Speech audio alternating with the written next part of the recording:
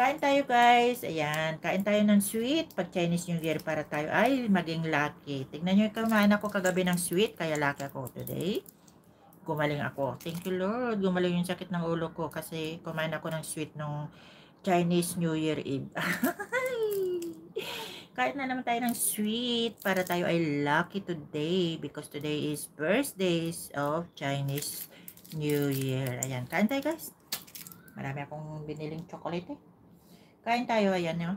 Wala magawa dito sa bahay guys. Hindi naman ako makababa kasi walang magbantay kay Lolo guys. Ayan. Ang tawag dito ay nuts. Oh.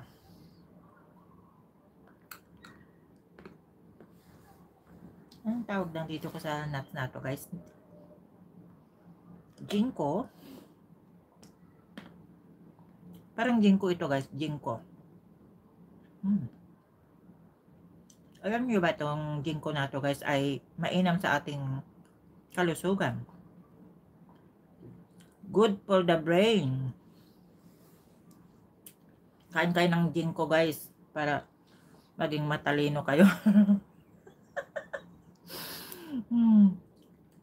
Pag Chinese New Year, kumakain sila ng ganito guys para swerte. Kaya kakain ako para swerte rin ako. Bakit hindi?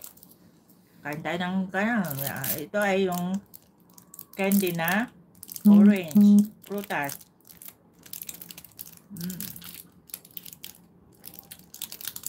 Yummy. So yummy.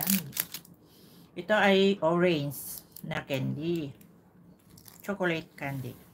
Kain tayo guys. Malapit lang, bigyan ko kayo. Malayo naman kayo sa akin. Kaya ako na lang kakain guys. Takam pa more.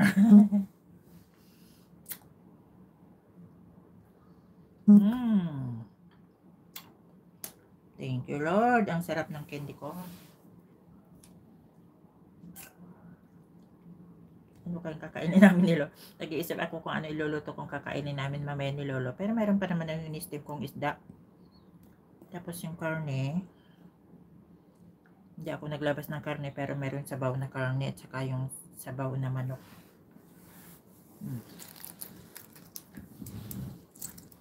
Teka guys, kukunin ko lang yung mga pagkain ko.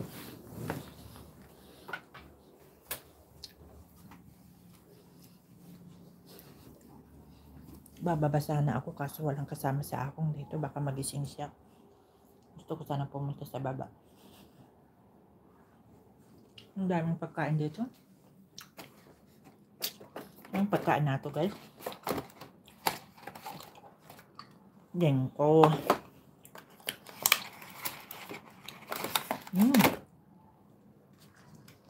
Ito ay yung malagkit guys. Pag Chinese New Year ay tikoy. Nagluluto kami ng ganito, tikoy. Itong tawag dito, tikoy.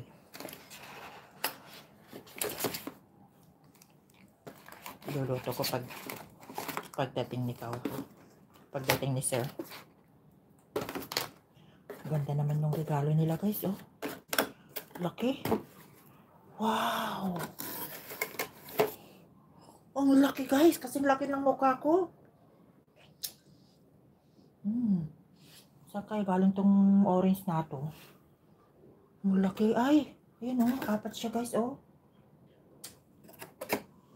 Pero ang laki ang orange na to. Ang bango. Wow. Kabango guys. Hindi ko pwedeng unboxin. Hanggang salat-salat na lang muna tayo. Hintayin natin yung signal ni Lolo Boss na kainin yan. At sinabi na ni Lolo Boss na, oh okay, let's eat. Kuha tayo ng ano guys. Ito namang salawal ko, nahuhubuan ako eh. Ayan. Kung hey pachi, kuha tayo ng pagkain natin at ako'y nagugutom. Ayan. Lamon pa more sweet mal.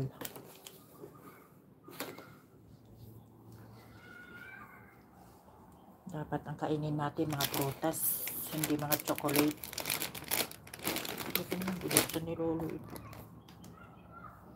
Thank you everyone. Shout out sa akin.